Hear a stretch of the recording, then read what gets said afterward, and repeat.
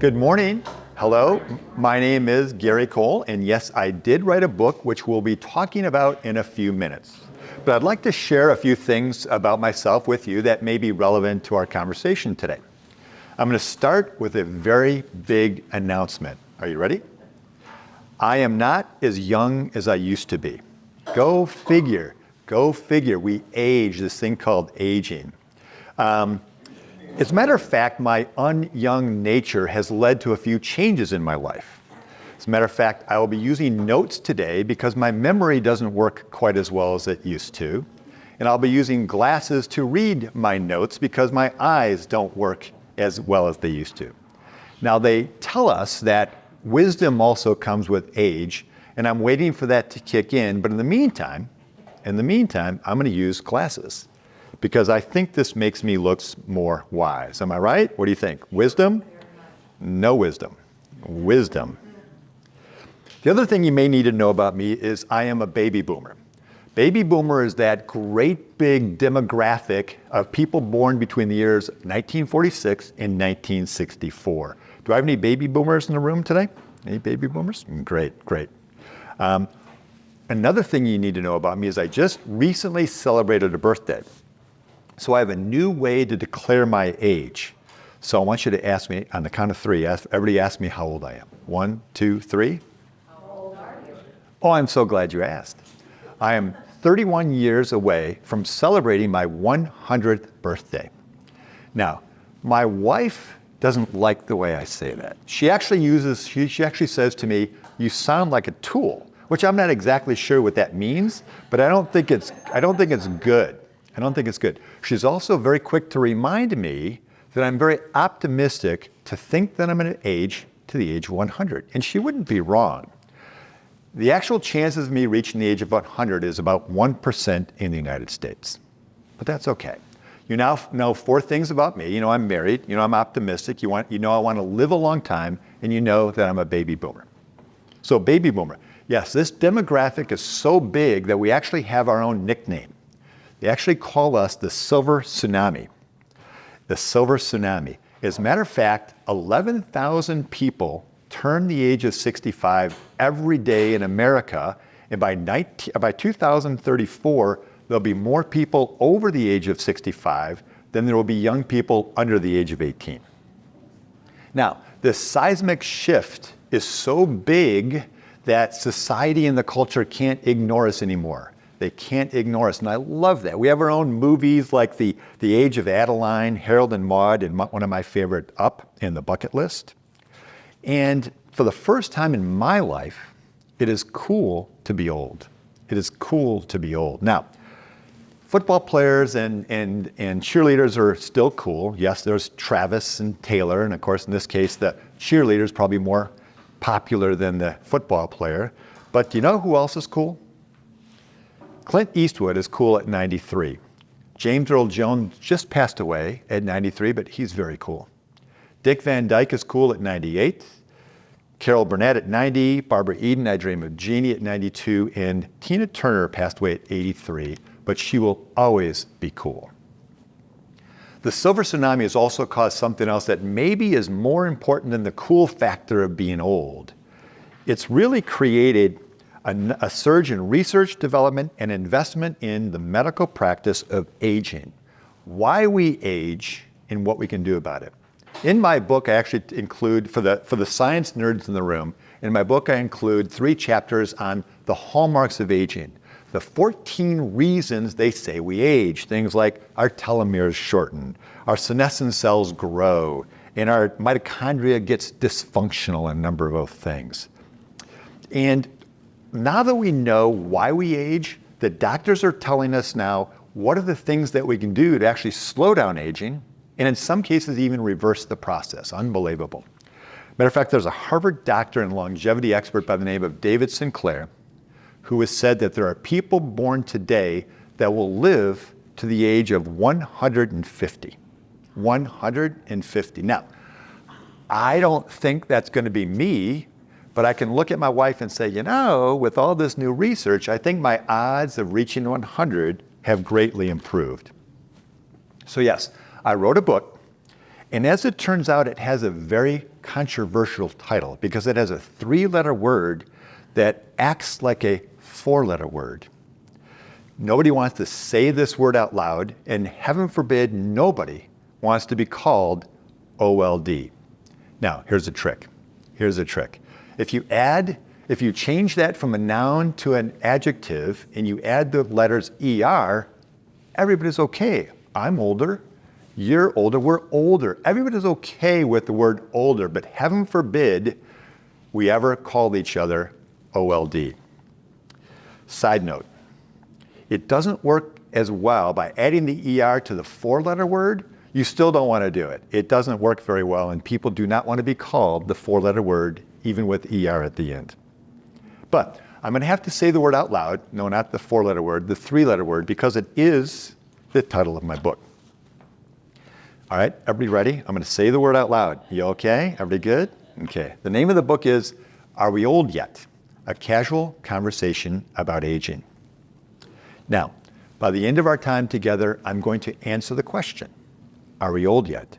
I'm going to answer that question for us today. And I'm going to give you a preview right now. The answer depends. It depends on who you ask, when you ask them, what country do you ask them in? Are we talking about chronological age or biological age? And why do you want to know? It really, really depends. It's that unclear. Now, I do want to be clear about something. I am not here to sell books. I didn't bring books to sell. It is available on Amazon. If you're interested in the aging process, you can find the book on Amazon and all the other online bookstores, and actually some of the libraries locally. But I am here to sell a message, a very important message that I'm very, very passionate about. Did I happen to mention that I'm also born and raised a Southern Baptist? Do we have any Southern Baptists in the room today? Southern Baptist? Great. You have been. All right, so you may be able to relate to this. I'm going to teach you all how to be Southern Baptist. I'm going to teach you. If I say something that you like, you shout out, "Amen, brother. Amen, brother." And if you do that, you will be Southern Baptist. Now, I won't pound the pulpit because that's what the pastors used to do, and they shout and scream and they walk around a lot, but I may repeat myself a few times just for emphasis. So, what is this important message that I'm selling here today? Here it is. We should make the most of this time on our aging journey. Let me repeat that. We should make the most of this time on our aging journey. Now, you may be sitting here thinking, yeah, I know that. I'm wondering what else is new. Stay with me just for a minute, and I think I'll take us through that. Make the most of this time on our aging journey. Now, this time on our aging journey could be any time in our life. I have two 20-year-olds, and I hope that as they're going through the adulting process, I hope that they're making the most time on their aging journey. And as we talk, and we talked to my son last night, I think he is. He's making the most time on his aging journey. And I know my daughter is. I know she's in Chicago, and believe me, she is making the most of this time. But today I'm talking to us. This is a very important time on our aging journey, and it's important for us to make the most of this time. And here's why. We grew up with a life of I can't wait-isms. I can't wait. I can't wait to go to school. I can't wait to get out of school. I can't wait to get my first job. I can't wait to retire and stop working. I can't wait to drive and the freedom that's going to bring. Me personally, I can't wait to stop driving in the winter in Michigan because that's the freedom it'll bring. We also said, I can't wait to have kids. And then we said, I can't wait for the kids to leave our house. So all of that is, I can't wait. We're always living for the next phase in our life. I can't wait. I've got great news. We don't have to wait anymore. Now is the time in our life that we can live for today. Live for today. There's a chapter in my book, and actually in my book I call them conversations. There's a conversation in my book that's titled, If Not Now, When? If not now, when? And it starts with the age-old tradition of the best time to plant a tree is 20 years ago, and the second best time to plant the tree is today. Goes on to talk about we have some tree planting to do, some bushes or flowers or whatever it is. There's things that we should be doing today.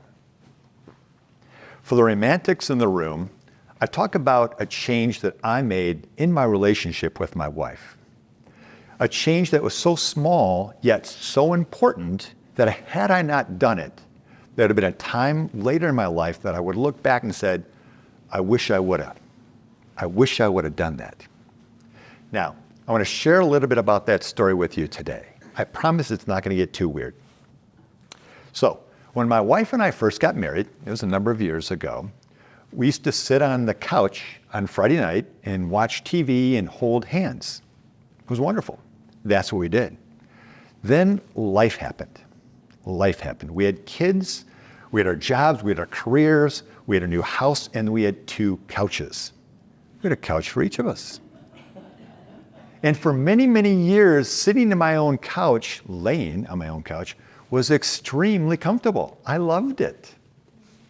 Then a couple years ago, I looked over my wife from my comfortable couch, and I thought to myself, I kind of miss the hand holding. I kind of miss it. So I looked over her and I said, hey, do you mind if I come over to her couch? She kind of looked at me kind of weird, like, what are you talking about? It was strange. After all these years, why would I'm on my couch? I mean, like, why?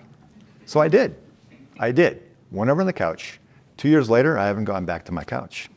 It was wonderful. Now, I am not saying that anybody needs to go home and hold hands or do anything you want. It doesn't have to be a romantic thing.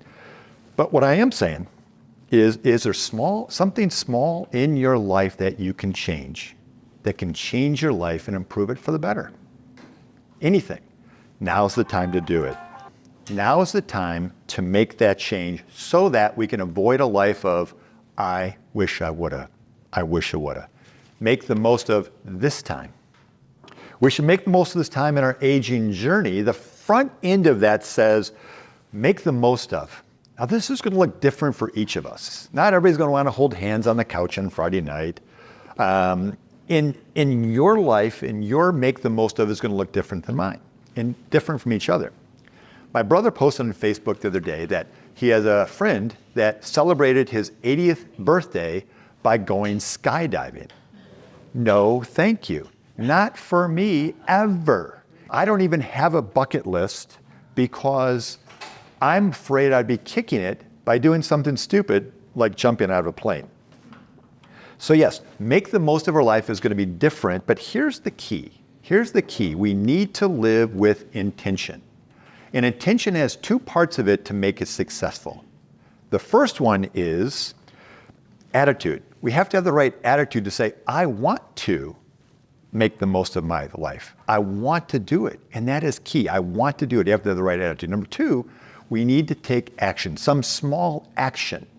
For me, it was asking my wife, can I share your couch? For him, he had to call the phone to say, hey, I want to make my reservation on that flight.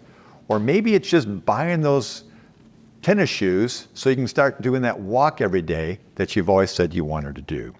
So take action, take some small part. Here's my observation, my announcement of good news right here.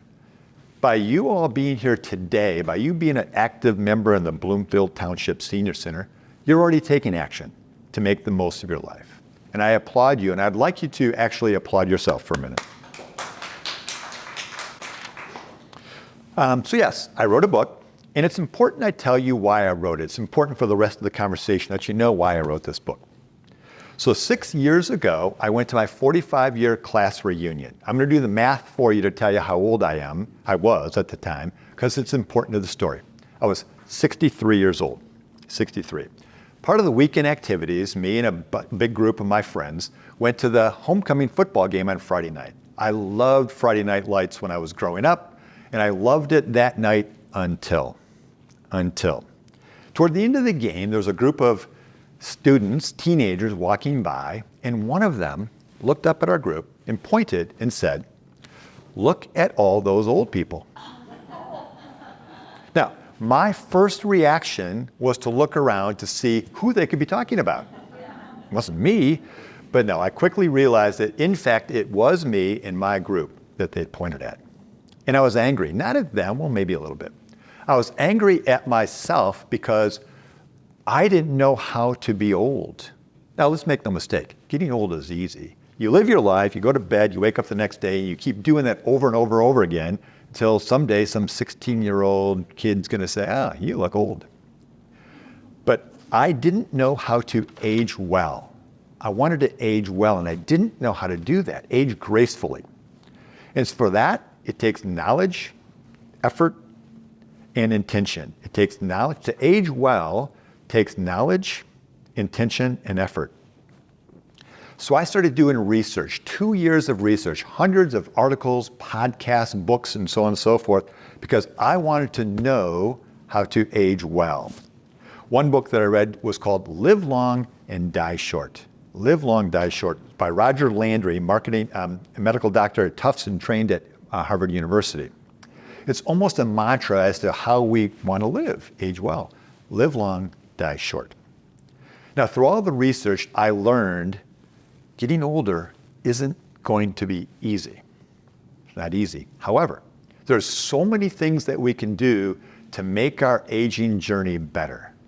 Make our aging journey better. And I'm going to share with you a few of those things that we can do today to make our aging journey better. Now, let me be clear on what I define aging well as. 3 things to age well. I want to be happy, I want to be healthy, and I want to live a long time. For me, that's aging well. And I see some head shaking in the crowd, and I think we would all say happy, healthy, and live a long time is pretty good to age well. So let me share with you what I learned. First thing I learned about was genetics. Did you know that we share 53% of our genes with a banana? Yeah, I didn't know that either. It was kind of shocking. And equally as shocking is we share 99% of our genes with every other human being on the planet. Look around you. Genetically, we are almost identical genetically. I didn't know that, and it seems almost unbelievable, but it's true. Now let me bring it a little bit closer to longevity. What's this genetic thing have to do with longevity? Well, a lot, as it turns out.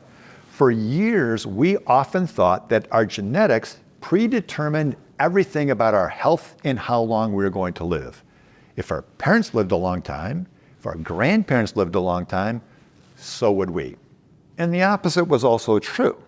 But as it turns out, over the last 30 years, studies have shown that our genetics really only account for 20 to 40% of our health and our longevity. Only 20 to 40%. And actually, it's lifestyle choices that we make account for the rest, which is great news because we can affect those choices. Aging is a complex process determined by a number of factors: genetics, lifestyle, and our environment. Many, many choices. So the next topic I want to talk about is what are some of those lifestyle choices that we can make to live that long, happy, healthy life. So much has been written about this that I can tell you the good news is it starts to get very consistent about what we can do. And as it turns out, it wasn't that different than what I used to tell my kids when they were growing up. If you want to grow up to be big and strong, you need to sleep well, you need to eat well, and you need to exercise. That is the basis for all of our happiness, health, and longevity. That's the basis. Now, there's many, many other things that we can do, and we're going to talk about them. As a matter of fact, I'm going to turn to the advice from arguably the best longevity experts in the world. The best longevity experts in the world. People from the blue zones. Has anybody heard about the blue zones? Anybody? Few people? So the blue zones are 5 places in the world who have the longest living people, the most centenarians in the world. There's been a number of books written, there's a Netflix series out, and it's the blue zones. These people live a long time, and here's the best news. It's not just a long life, they live healthy, and they live a happy life. There was a National Geographic expedition led by a man by the name of Dan Buettner, who went into these 5 zones to say, what is it about these people that make them live so long? I want to know. And he discovered 9 common things that allow these people to live a long life. And he called them the power of 9. He called them power of 9. And I want to share with you at a very high level the power of 9. If you want to know more about this, and I would highly encourage it, read one of the books or watch the Netflix series. It'll tell you more detail than I'm about to share with you now. But here's number one. Number one is move naturally. Now, we call this exercise. I go to the gym. My wife goes to Zumba. They call it life. They just set up their life where they move. They walk to get their groceries. They ride a bike to visit with their friends. They work in their garden, or they play with their grandkids. They just live, and their life includes movement. Number two, have a purpose. In Okinawa, they call it ikigai, which loosely translates to the reason to rise in the morning, a reason to rise in the morning. Now, this purpose in life doesn't have to be huge, but it's really a matter of how you engage with it, how often you engage with this purpose in life. For them, their purpose in life was to take care of that garden, take care of those grandkids, or be someone's best friend. It can be that simple, but the key is how often do you really engage with that purpose? Number three, downshift, some way to deal with stress. In life, it's just normal that we have stress in our life. And so we have to have a way to deal with stress. People in Okinawa tend to remember their ancestors. The Adventists read their Bible. The Icarians take a nap. I'm good with that. And the people in Sardinia do happy hour every day at 5 o'clock by drinking the world's healthiest wine from the Kananawa grape. Number four, the 80% rule is called Hara Hachupi. It's a 2,500-year-old Confucian saying that says, stop eating when you're 80% full. I struggle with this one. I love to eat. I love to eat. And I want to eat till I'm full. Well, I read this, and so my solution was, I just use a smaller plate now. Because here's the key. It says, just don't eat until you're full. Don't overeat. And that's the key. Eat till 80%. Number five, nutrition. Along the lines of eating, you probably saw this coming. They tend to eat a Mediterranean diet. Okay? They minimize meat. They do eat meat. They minimize it, eat fish. They eat a lot of vegetables and beans. Mediterranean diet. Number six, drink red wine after 5 o'clock. My wife, if she were here, would tell us that it's going to be 5 o'clock somewhere in the world at all times. Number seven, belong. Belong to some faith-based community. Now, they don't sell they're not selling some sort of church of any kind, but having some sort of spirituality actually, scientifically, makes us healthier, happier, and allows us to live a longer time. Number eight, loved ones first. It's all about the family. I love this statement from an Okinawa centenarian who said, having my grandchildren in my lap feels like I'm jumping into heaven. Wonderful. Loved ones first. Number nine, having the right tribe. The world's longest living people are very, very social. They hang out with people like you're doing here today. They hang out with people of like-minded set, people who want to be healthy, happy, and live a long time. So once again, I applaud you for being here. Now, where are these blue zones and when do we leave? You can leave at any point in time to go to the blue zones, but here's where they are. Icaria, Greece, Loma Linda, USA, Nicoya Peninsula, Costa Rica, Okinawa, Japan, and Sardinia, Italy. The blue zones. So hopefully all this talk about happiness and healthiness is going to lead us to our next topic on longevity. And that is optimism. Yes, optimism is important at any age, but the science would tell us that it's more important as we grow older. Now, if my wife were here, she'd be rolling her eyes right now. That eye roll would be so pronounced you could almost hear it. Let me tell you a little bit about my wife to give you a little background as to her reaction. My wife calls herself a realist, which I suggest is an optimistic way of admitting that she's a pessimist. Now, in full transparency, I am an optimist as far as you can be. And as a matter of fact, I love a quote from Winston Churchill, who summarizes my slant on the topic by saying this: a pessimist sees difficulty in every opportunity. An optimist sees an opportunity in every difficulty. Can I just say, I understand? Now, let's connect the dots between optimism and aging. What does optimism have to do with aging? The short answer is everything. There's a chapter in my book, conversation in my book that I call the one thing that could change everything. And yes, when my wife read that chapter, she rolled her eyes. But as I like to say, let's get to the facts. Let's get to the facts about optimism. In 2019, there was a study from Boston University School of Medicine and the Harvard School of Public Health. This is legit. People who tend to be more optimistic have a higher opportunity to live to be over the age of 85. Researchers from previous studies say optimism reduces risk of depression, heart disease, and all other chronic diseases. People who are optimistic live 11 to 15% longer than those who are not. Why? Why do those half-full people live longer? My answer? I think they want to. I think they want to. Science, though, tells us the reason is they will have a healthier lifestyle, greater achievement, better health, lower reaction to stress, and maybe a greater sense of purpose. Longer, healthier, better lives. Can I get an amen? Amen. Thank you. Now, I am not here to try to convince anybody to fill their cup up half full, although I know it sounds like I am. However, if anybody is still looking for a point of view to say, hey, I'd like to do that, my book does share 9 steps to create a more optimistic point of view. Now, I don't have time to go through all 9 of them, but I'd like to share with you my favorite. Whenever I say this, I think of my daughter. When faced with a difficult, stressful situation, think about the advice you would give to your best friend, and then be your own best friend. Be your own best friend. Now, because of my optimism, I have been called Pollyanna at times. And yes, I have. And as it turns out, the term Pollyanna comes from a 1913 novel written by American author Eleanor Porter. Now, Eleanor Porter, I see somebody's a reader. Eleanor Porter went on to write a series of books became known as the Glad books, because Pollyanna and her father would play the glad game as a way to get through life and deal with difficult situations. The goal of the glad game was to find something to be glad about in every life situation, everyone.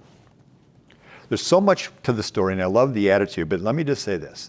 The next time I'm called Pollyanna, I will be happy and honored with that title. Now, as it turns out, my wife is not the only one in my family with an aversion toward optimism. My daughter developed a sense of pessimism in high school that followed her into college. It would raise its ugly head around test time. And we'd ask her, hey, Paulina, how do you feel about this test coming up? And she would say, I'm going to fail. And she would say that every single time. I was sort of wondering maybe if that's a genetic trait between my wife and my daughter, just saying. Now, as it turns out, a couple days later, we'd ask her, hey, how'd you do on that test? She'd say, I got an A. Occasional B, occasionally. But, as it turns out, my daughter's very intelligent, also just like my wife, and that is genetic. But then once, in her senior year of college, she finally did fail a test. She did. And she came to us and said, see, I told you I was going to fail. I told you I was going to fail. And I'm reminded of a quote from Mark Twain, and he said this, I have known many troubles, some of which actually happened. So as I think of my daughter, if I were to go back and change anything in our life together, I think I would play the glad game with her. Now, I've saved my favorite topic for the last. Over 2,000 years ago, Aristotle said that more than anything, men and women seek happiness. Now, there's times in my life that I do not need a 2,000-year-old philosopher to tell me something that's so obviously true. Yes, we all seek happiness. We want to be happy. It's sort of reflected in a mantra that I've had most of my life, which I've always told myself, always happy, never satisfied. Now, there's some inherent problems with that. We can't always be happy, and sometimes we actually can't be satisfied. But it did allow me to get through some difficult times in my life. Now, achieving happiness can be a challenge in spite of the fact that we've been giving happiness advice all through our lives, all through our lives. Who remembers the 1989 Grammy Award-winning Bobby McFerrin hit, Don't Worry, Be Happy? In every life there is some trouble, but if you worry, you make it double. Don't worry, be happy. And then there's the 1963 one-time hit from Jimmy Soul. If you want to be happy for the rest of your life, never make a pretty woman your wife. So in my personal point of view, get an ugly woman to marry you.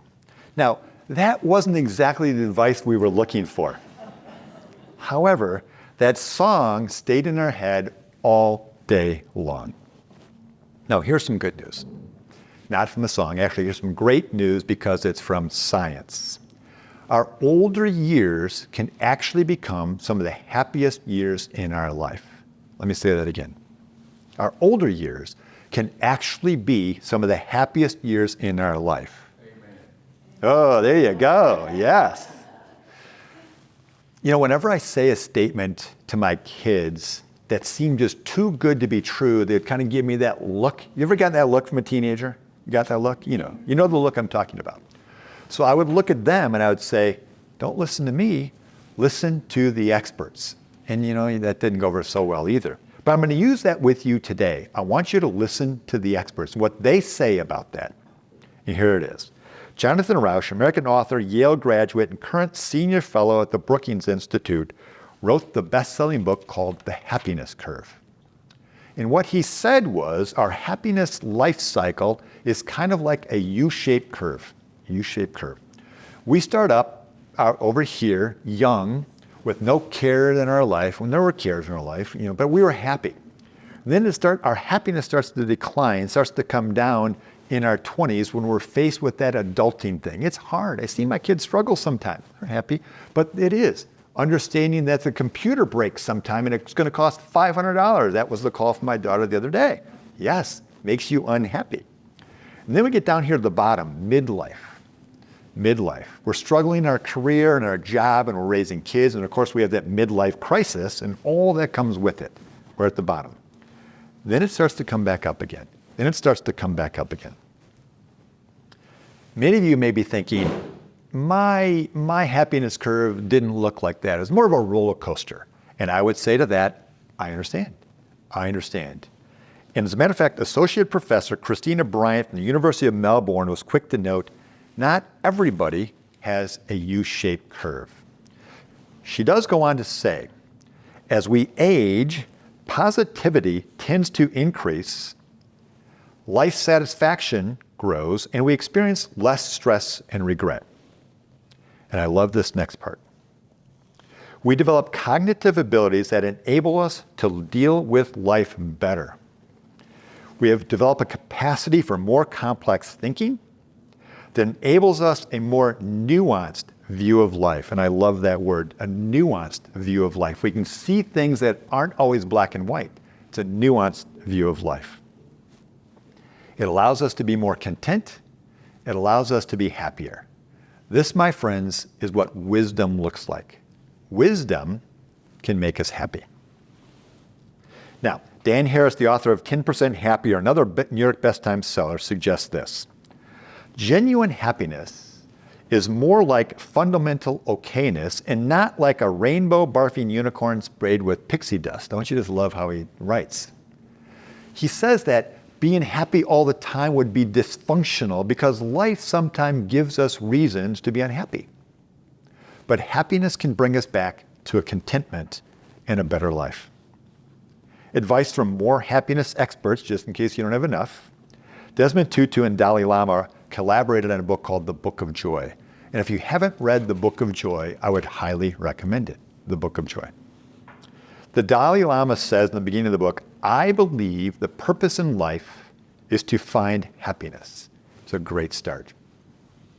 He goes on to describe true happiness, though, is not jumping onto an hedonistic treadmill chasing the next dopamine from external stimuli. In other words, oh, lunch was good, I feel happy. That movie was good, I feel happy. Oh, she said something nice to me, I feel happy.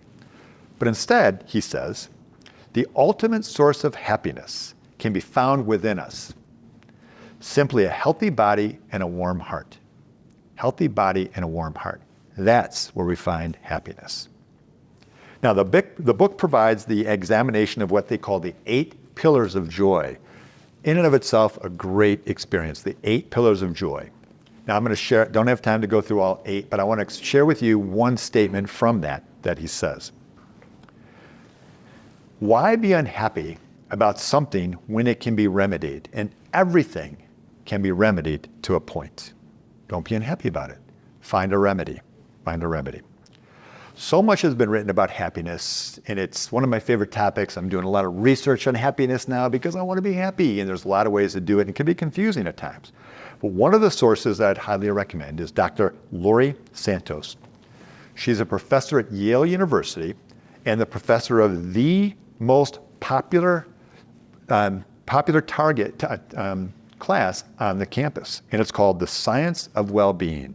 The Science of Well-Being. You can go to Yale and take the class in person, or you can do what I did, take it for free online through Coursera. The Science of Happiness online for free through Coursera. The class takes you through a series of things that you want to do in life and explores living life in a broader sense, physically, mentally, and emotionally, and how to improve your well-being. Again, I highly recommend it. But she shares one thing that I want to share with you today, and it's this. Knowing what to do is only half the battle. It's only half the battle. You also need to make changes. If you want to change your life even a little bit, you've got to change the way you live. Simple as that. If you want to change your life, you have to change the way you live. I thought that was just so profound. If you want to find well-being, if you want to be happier, move to a different couch. Do that one small change. She provides a number of suggestions in the book, and again, in my book, I sort of highlight some of those, but if you want to take the class in Coursera, please, I recommend it highly. Now, I want to close this section big. Something that she says and something a lot of the longevity people say as well. The single most important element in life that can lead to happiness. The single most important element in life. Matter of fact, the answer is the focus of another book I'd recommend called The Good Life, Lessons from the World's Longest Scientific Study. A little sciencey, but it's still a good book. Written by Dr. Robert Waldinger, medical doctor, clinical professor at Harvard Medical School, another smart guy. Dr. Waldinger is also the 4th and current director of the study. Now, this isn't just any study. This is the longest ever study regarding life success and happiness, and started in 1938. 1938. Dr. Waldinger summarizes the 84-year study with a huge claim about the most important element in happiness. And I quote, "If we had to take all 84 years of the Harvard study and boil it down into a single principle for living, it would be this. Good relationships keep us healthier, happier, and lead to a longer life, period. Good relationships." By the way, the book goes on to say it's not just romantic relationships, it's friends, and it's everyday relationships. It's saying hello to the cashier when you're checking out. It's asking him or her, "How's your day going so far? I did that the other day at Colasanti's, and that's just great." She just looked at me like, "Good." It made her happy, and I can tell you it made me happy. As it turns out, Jimmy Soule had it wrong. If you want to be happy for the rest of your life, it doesn't matter what your wife looks like. It matters what the relationship is. That, my friends, is what the experts say about happiness. Now, I would like to close, and I'm going to close, with a story from my past, and sort of a driving force about how I approach aging.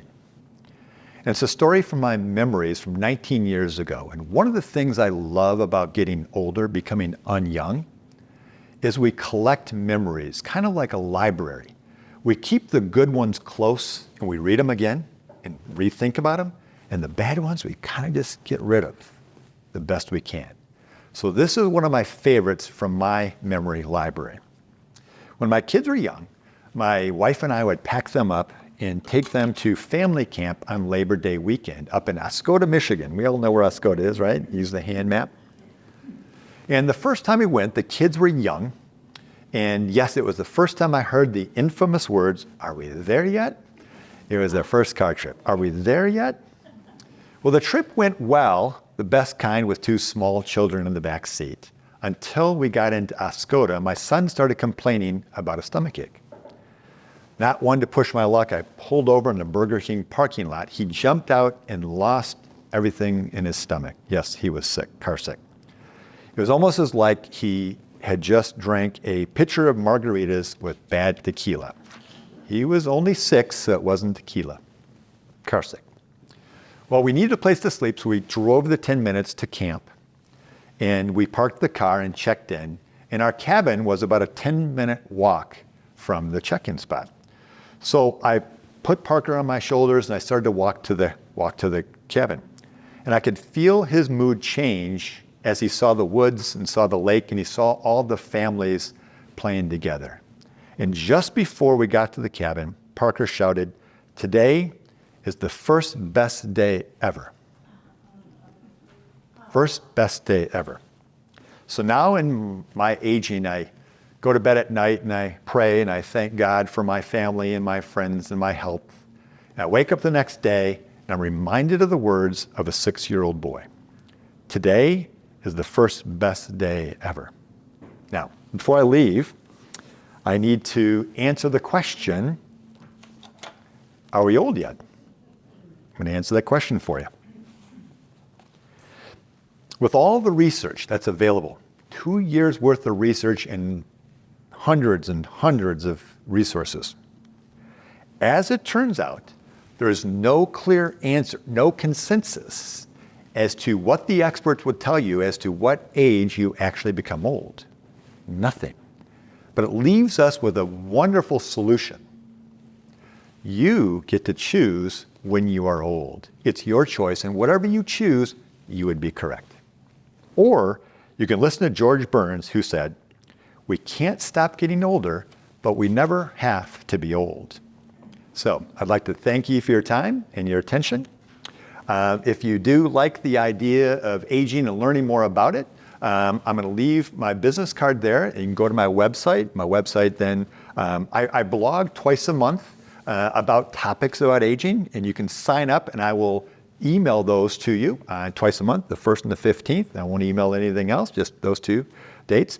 You can you can follow me on Facebook, and you can also link to Amazon and other places, so on and so forth. I wish you extremely well, and I encourage you to make the most of this time of your aging journey. And if you tell yourself, today is the first best day ever, some days it will come true. I want to thank you very much for your time. Thank you. So I was told that this group may have questions, and so I'll go ahead. It's funny, I speak to a number of groups, and some of the time they clap and they leave. Some of the times they clap and they have a lot of questions, and I can't leave ever. So any questions from anybody? Did you see the movie, The Mule? Did I see the movie? Mule with Clint Eastwood. Well, with Clint Eastwood? I didn't. Oh, that's a great movie to see, though, and that's a great. You have to stay for the credits. The song at the end is "Don't Let the Old Man In." I listen to it every day. Oh my God! Don't let the old man in. You know what? Again, I said earlier that this time in our life, that society is bringing us a lot more culture, like movies and TV shows and things like that. And that is one that I have not seen yet. And I promise you I'll go see it. It's great. Stay for the credits? Oh, that's great. What's the name of the movie? The Mule. The Mule. The Mule, yes. Any other questions? All right, well, listen, thank you all very much. I appreciate your time. I do hope you all have a wonderful day. Thank you. Thank you.